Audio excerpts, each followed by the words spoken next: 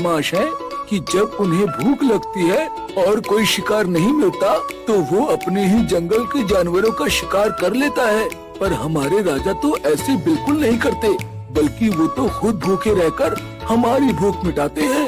जंगल के सभी जानवर आपस में बात कर रहे थे और अपने राजा की खूब तारीफ भी कर रहे थे। कुछ देर बाद सभी जानवर सोने के लिए चले जाते हैं। तभी वहाँ भागती हुई लोमड़ी आती है और एक बार फिर जंगल के सभी जानवरों को इकट्ठा करके उनसे बोलती है, अरे भाइयों, तुमने सुना? हमारे पास वाले जंगल में चोरी हुई है। लोमड़ी बहन, अप्रैल का महीना खत्म हो चुका है, इसलिए हमें अप्रैल फूल बनाना बंद करो। हमारे जंगल में तो क्या, हमारे आसपास के भी जंगलों में आज तक चोरी नहीं हुई। हाँ हाँ ठीक है, मत मानो मेरी बात, मैं कोई अप्रैल फूल थोड़ी ना बना रही हूँ। मैंने जो अपने कानों से सुना है बस वही तुम सबको बता रही हूँ। आज मैं अपनी बहन से मिलने पास वाले जंगल गई थी। उसी ने मुझे बताया कि उसके जंगल में कुछ दिनों से चोरी हो रही है। मैं तो इस खबर को सुनकर डर गई थी, इसलिए मैंने सोचा कि मैं तुम सबको भी आगाह कर दूं। पर तुम्हें तो मेरी बात पर विश्वास ही नहीं है। लोमड़ी बहन, आज तक तुमने कभी इतने अच्छे काम नहीं किए कि हम सब तुम पर विश्वास कर सके, क्यों भाइयों? हाँ भैया, सही कहा तुमने। चलो वैसे भी सोने का टाइम हो गया है, इसकी तो आदत ही है सबकी नींद खराब करने।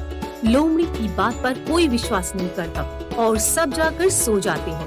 पर लोमड़ी ने जब से ये खबर सुनी थी उसकी आंखों की नींद उड़ चुकी थी, इसलिए वो सारी रात नहीं सोती है और उल्लू से बातें करती रहती है। तो वहीं दूसरी ओर जंगल के बाकी जानवर आराम से सो जाते हैं और अगली सुबह बंदर रोता हुआ आता है। उसके रोने की आवाज से जंगल के सभी जानवर इकट्ठा हो जाते हैं। अरे बंदर भाई, क्या हुआ? तुम सुबह सुबह क्यों रो रहे हो? कोई बुरा सपना देख लिया क्या? काश की हिरन बहन मैंने कोई सपना देखा होता, पर ये तो हकीकत है। मेरे घर में सच में चोरी हो गई। मैंने कितनी मुश्किलों से अकेले ही केले जमा करके रखे थे ताकि 4 दिन मुझे केले की तलाश में इधर उधर भटकना न पड़े। अब मैं अपनी भूख कैसे मिटाऊं? किसी ने चोरी की है। क्या चोरी, और वो भी हमारे जंगल में? आखिर ये किसका काम हो सकता है? पता नहीं हिरन बहन, पर जिसने भी चोरी की है वो बहुत चतुर है, क्योंकि उसने तो मेरे हाथ के केले भी चोरी कर लिए जिसे मैं अपने सीने से लगाकर सो रहा था। कहा था ना मैंने रात को कि हमारे पास वाले जंगल में चोरियां हो रही हैं। और मत सुनो मेरी बात, करवा ली ना तुमने अपने घर में चोरी? हमें तो शक है लोमड़ी बहन, कहीं ये चोरी तुमने तो नहीं करवाई ताकि हम सब तुम्हारी बातों पर विश्वास कर सकें। भगवान झूठ ना बुलाए हाथी भाई, पर मैं इस बंदर के केले क्यों चोरी करने लग गई? मैं केले नहीं खाती, और वैसे भी मेरे घर के पास अंगूर के पेड़ है। मेरा जब भी दिल करे मैं अंगूर तोड़कर खा सकती हूँ। और भूलो मत, तुम मुझसे फल मांगने के लिए नहीं आते और न ही मैं तुम्हारे पास आती हूँ। मुझे ये अकड़ दिखाने की कोई जरूरत नहीं है। इतना बोलकर लोमड़ी वहाँ से चली जाती है और आराम से सोने लगती है। पर लोमड़ी की बात पर किसी को भी विश्वास नहीं होता और वो सब लोमड़ी को ही चोर समझते हैं और इसलिए सभी जानवर लोमड़ी को रंगे हाथ पकड़ने के लिए प्लान बनाते हैं। हमारे जंगल में कभी चोरी नहीं होती, हो ना हो इस लोमड़ी ने ही चोरी करी है। भाइयों, मेरी बात मानो, तो आज कोई मत सोना, और जैसे ही वो लोमड़ी चोरी करने आएगी हम उसे रंगे हाथ पकड़ लेंगे और राजा शेर सिंह के पास ले जाएंगे और उसे कड़ी से कड़ी सजा दिलवाएंगे। अब सभी जानवर ऐसा ही करते हैं। वो सारी रात नहीं सोते, पर लोमड़ी के अलावा और किसी पर नजर भी नहीं रखते। और आधी रात के बाद लोमड़ी पर नजर रखते रखते सब सो जाते हैं और अगली सुबह जब उनकी आंख खुलती है तो हाथी देखता है इस बार उसके घर में चोरी हो गई है। अरे नहीं, ऐसा नहीं हो सकता, मेरे घर में चोरी नहीं हो सकती। आखिर ये चोरी कौन कर रहा है? लोमड़ी तो हमारे नजरों के सामने ही थी। क्या इसका मतलब तुम लोग सारी रात जगकर मुझ पर नजर रख रहे थे? वो भी इसलिए क्योंकि तुम्हें शक है कि चोर मैं हूँ? पर जो भी हो, थैंक यू मुझ पर नजर रखने के लिए, क्योंकि तुम्हारी नजरों की वजह से मेरे घर में चोरी नहीं हुई और चोरी हाथी भाई के घर में हो गई। अरे बस करो, आपस में लड़ना बंद करो, ये फालतू की बात है। ये समय आपस में लड़ने का नहीं है, उस चतुर चोर को पकड़ने का है और हम अकेले ही ये सब नहीं कर सकते। तो हम क्या करें, जंगल में चोरी बढ़ती ही जा रही है। अब हम रोज रोज रात भर ऐसे जग तो नहीं सकते ना। और क्या पता वो चतुर चोर अगर दिन में चोरी कर ले तो। लोमड़ी बहन बिल्कुल सही कह रही है हिरन बहन। अब मामला बढ़ चुका है। अब हमें राजा शेर सिंह के पास जाना ही होगा और उन्हें बताना होगा कि जंगल में चोरी हो रही है। पर राजा की तो तबीयत खराब है, ऐसे में उन्हें ये सब बताना ठीक होगा क्या? कहीं हमारी वजह से उनकी तबीयत और न बिगड़ जाए। हाथी भाई, अगर यही सब सोचोगे ना तो फिर से तुम्हारे घर में चोरी हो जाएगी। चोर को पकड़ने की सोचो। अब उस चोर को सिर्फ हमारे राजा शेर सिंह ही पकड़ सकते हैं। मैं लोमड़ी की बातों से सहमत हूँ, वो बिल्कुल सही कह रही है। अब हमें उस चोर को पकड़ना ही होगा ताकि जंगल में चोरी होनी बंद हो जाए। अब सभी जानवर निराश होकर राजा शेर सिंह के पास पहुंचते हैं और उन्हें सारी बातें बताते हैं। सारी बात सुनने के बाद जंगल के राजा शेर सिंह अपने जंगल के जानवरों से कहते हैं, इतना सब हो गया, जंगल में इतनी चोरियां हो गईं और तुम सबने मुझे बताया भी नहीं। आखिर मुझे ये खबर देने में इतनी देर क्यों कर दी? राजा साहब, मैंने तो पहले ही इन सबको कहा था, पर इन्होंने मेरी बात पर विश्वास ही नहीं किया, इसलिए किसी ने आपको कुछ बताया नहीं। और जब चोरी बढ़ गई तब ये सब हार मानकर आपके पास आ गए। राजा साहब, हम सबसे गलती हो गई, हमें हमारी इस भूल के लिए माफ कर दीजिए और चोर को पकड़ लीजिए। ठीक है, अभी मुझे सोचने का मौका दो। अभी आप सब लोग अपने घर जाइए और शाम को मुझसे मिलने आइएगा। शेर सिंह के कहने पर सभी अपने घर चले जाते हैं और जब सभी जानवर अपने घर जाते हैं तो उन सब की आंखें फटी की फटी रह जाती हैं, क्योंकि उन सब के घरों में चोरी हो चुकी थी। ये सब देख सभी जानवर एक बार फिर परेशान होकर राजा शेर सिंह के पास भागते हुए जाते हैं और उनसे कहते हैं, महाराज, अब सोचने का भी समय नहीं रहा, आपको अभी सोचना होगा और अभी की अभी कुछ करना होगा, क्योंकि ये चोर बहुत ही चालाक है। हाँ महाराज, अब घर खाली छोड़ना मतलब सर दर्द को साथ लेकर चलना हो गया है। हम जानवर तो सोच में ही मर जाएंगे, उससे पहले वो चोर चोरी कर लेगा। आखिर ऐसा भी क्या हो गया जो आप सब इतने परेशान होकर तुरंत वापस चले आए? अब क्या बताएं महाराज, हम यहाँ आपसे अपनी समस्या का समाधान लेने आए थे और इतनी ही देर में वो चतुर चोर हम सबके घर में चोरी करके भाग गया। मुझे ये जानकर बहुत दुख हो रहा है कि मैं आप सबके घरों का सामान नहीं बचा सका और वो चोर दिन दहाड़े चोरी करके भाग गया। पर मेरा आप सभी से वादा है कि मैं बहुत जल्द उस चतुर चोर को पकड़ लूंगा। पर महाराज, अब हम सब क्या करें? अगर यही हालत रही तो हमें जंगल छोड़कर जाना होगा। किसी को जंगल छोड़कर कहीं जाने की कोई जरूरत नहीं। मैंने सोच लिया है कि हमें क्या करना है। मेरी आप सबसे विनती है कि आप सब रात को सोइए ना, बस सोने का नाटक करना और मैं अपने कुछ साथियों के साथ पूरे जंगल में पहरेदारी करूंगा और जैसे ही वो चालाक चोर आएगा मैं उसे पकड़ लूंगा। फिर मैं भी देखता हूँ कि वो चोर कैसे भागता है। शेर सिंह के कहने पर अब सभी जानवर बिल्कुल ऐसा ही करते हैं। सब अपने घरों में सोने का नाटक करते हैं और रात को जब भेड़िया दबे पांव जंगल में आता है और जंगल के सभी जानवरों को सोता पाता है, हंसते हुए खुद से कहता है, कितने बेवकूफ हैं ये जंगल के सभी जानवर। आज दिन में ही मैंने इन सभी के घरों में चोरी की थी, पर फिर भी ये सब लापरवाह होकर सो रहे हैं। खैर, क्या फर्क पड़ता है मुझे, मैं तो यहाँ चोरी के मकसद से आया हूँ और चोरी करके ही यहाँ से जाऊंगा। अब भेड़िया चोरी करने के लिए सबसे पहले बंदर के घर में जाता है और उसके घर से कुछ सामान चोरी कर लेता है। उसके बाद वो हिरन के घर में जाता है और वहाँ से भी कुछ सामान चोरी कर लेता है। 2 घरों में चोरी करने के बाद भेड़िया खुद से कहता है, सुबह होने वाली है, बस एक घर में और चोरी कर लेता हूँ। इस खरगोश का घर इतना छोटा है कि इसके घर में चोरी करने में बहुत दिक्कत होती है। बस इसलिए ही ये कुछ दिनों से बचा हुआ था, पर आज ये नहीं बचेगा। आज मैं इसके घर में चोरी करके ही रहूंगा।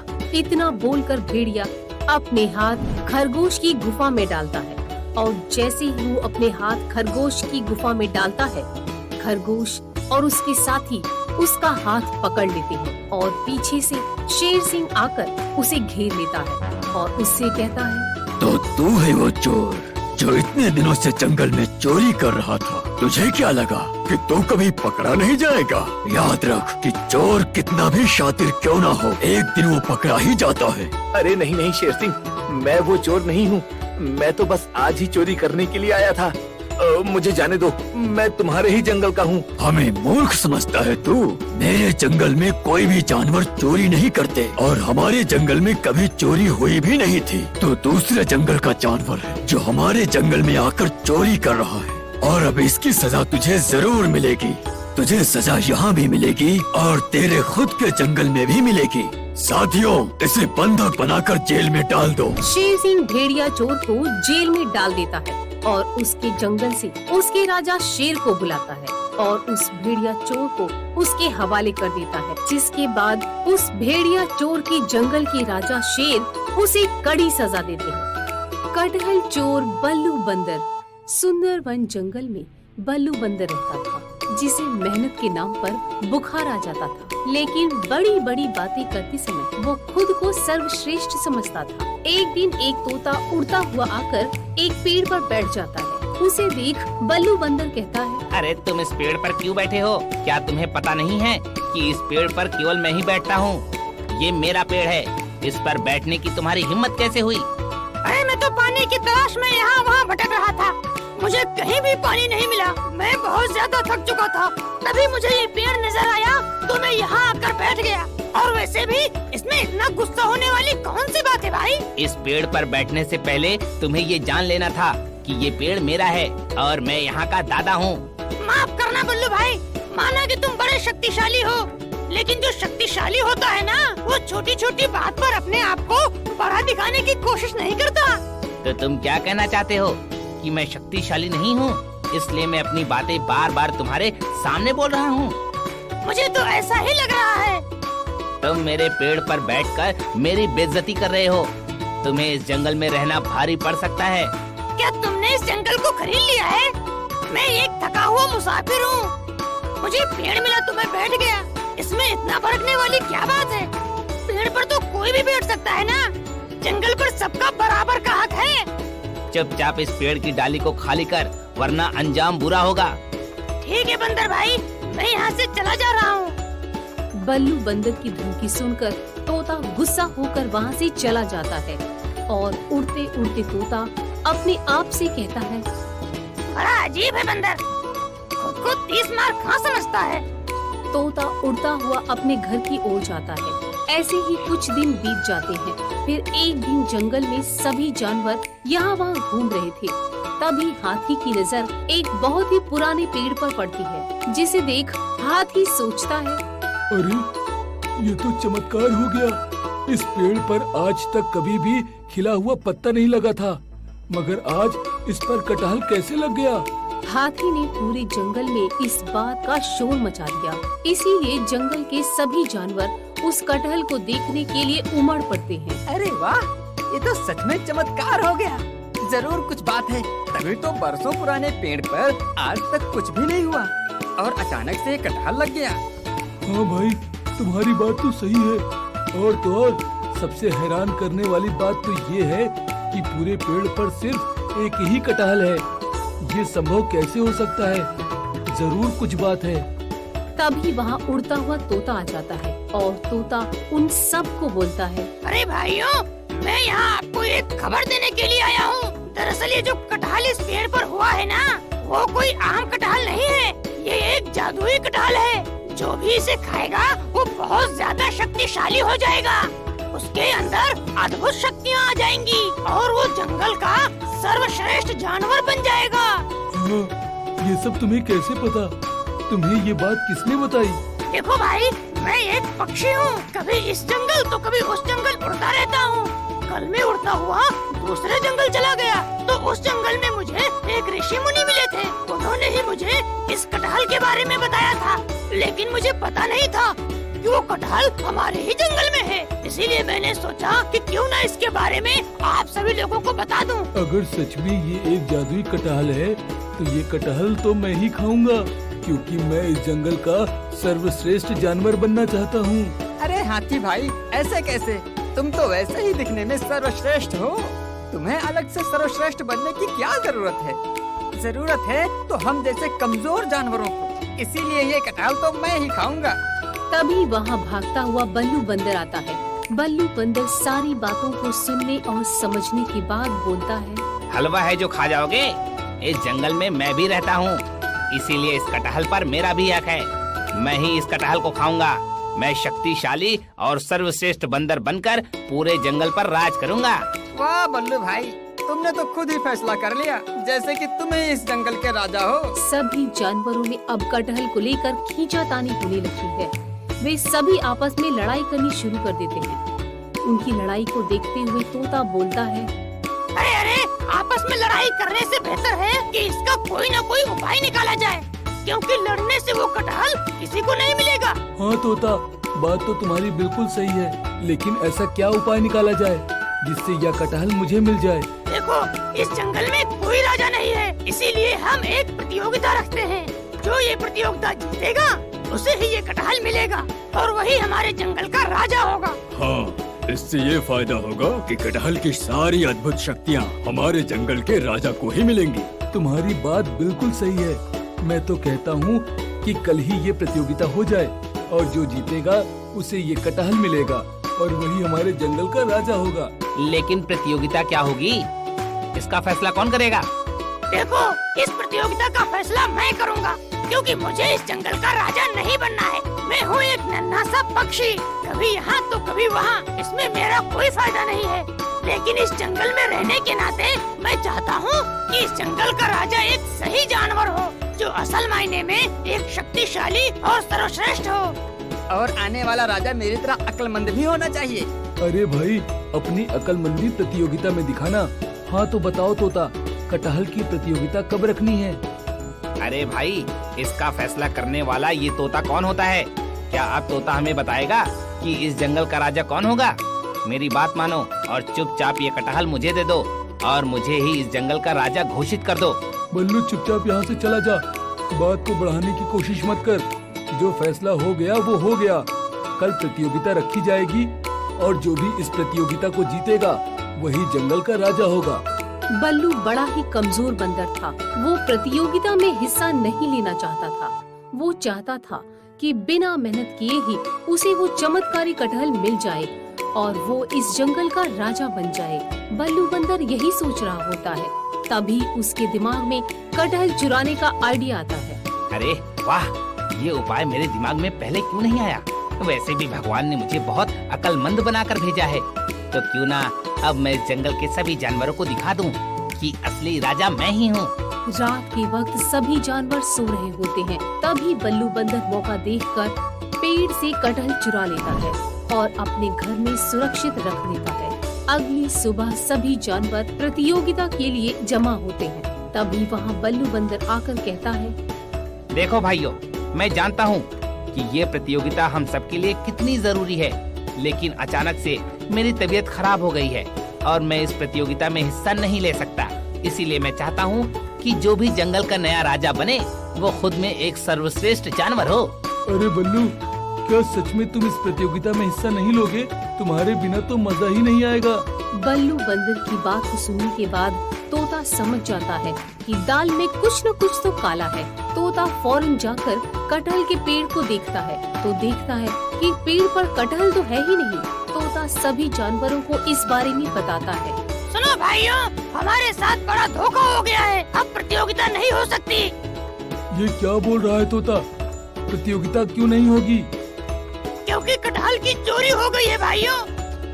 कटहल की चोरी की बात सुनकर जंगल में अफरा तफरी मच जाती है। सबका शक बल्लू बंदर पे था। मेरी तबीयत बहुत खराब है दोस्तों, तो अब मैं चलता हूँ। ऐसे कैसे जाओगे भाई? कटहल चोरी हो चुका है। अब जब तक कटहल नहीं मिल जाता कोई यहाँ से कहीं नहीं जाएगा। देखो, मेरी तबीयत बहुत खराब है और वैसे भी मैं बहुत साधारण सा जानवर हूँ। मुझे राजा बनने का कोई लोभ नहीं है, इसीलिए मैं यहाँ से जा रहा हूँ। आप लोग खुद फैसला कर लेना कि कौन इस जंगल का राजा बनेगा। सभी जानवरों को बल्लू बंदर पे शक था, पर जब बल्लू ने तबीयत खराब होने का बहाना बनाकर वहाँ से जाने की बात की, तब सबका शक यकीन में बदल जाता है। तब लोमड़ी हाथी के कान में कहता है, हाथी भाई, इसे रंगे हाथ पकड़ना है तो इसे जाने दो। हम चुपके से इसका पीछा करेंगे, फिर दूध का दूध और पानी का पानी हो जाएगा। ठीक है। बल्लू को रंगे हाथ पकड़ने का प्लान बनाकर हाथी कहता है, बल्लू, तुम बीमार हो इसीलिए घर जा सकते हो, पर तुम्हारे सिवा हम यहाँ से किसी को भी घर नहीं जाने देंगे। बल्लू मन ही मन मुस्कुराकर वहाँ से जाने लगता है। जैसे जैसे बल्लू बंदर अपने घर की ओर बढ़ रहा था, वैसे वैसे जंगल के सभी जानवर उसका पीछा करते हुए आगे बढ़ रहे थे। कुछ ही देर में बल्लू अपने घर पहुँच जाता है। इसे कहते हैं दिमाग का इस्तेमाल करना। सबको कैसा बेवकूफ बनाया। फिर बल्लू बंदर आराम से घर जाकर कटहल को खाने लगता है। इस जादुई कटहल को खाकर मैं शक्तिशाली बन जाऊंगा। अब कुछ ही देर में मैं अद्भुत शक्तियों का मालिक बन जाऊंगा। तभी सभी जानवर वहाँ पर आ जाते हैं। तू अपने आप को सबसे ज्यादा अक्लमंद समझता है ना, मगर तू अक्लमंद नहीं, बेवकूफ बंदर है बल्लू। ये क्या बकवास कर रहा है तोते? याद है ना, तूने मुझे जलील करके उस पेड़ से उड़ा दिया था, तो मैंने भी उसी वक्त तुझे जलील करने की ठान ली थी। मगर मैं ठहरा एक छोटा सा तोता, मैं तेरा मुकाबला कैसे कर सकता था। इसीलिए तोता तेरी फरियाद लेकर मेरे पास आया और मैंने कटहल जादुई है ऐसा प्लान बनाया।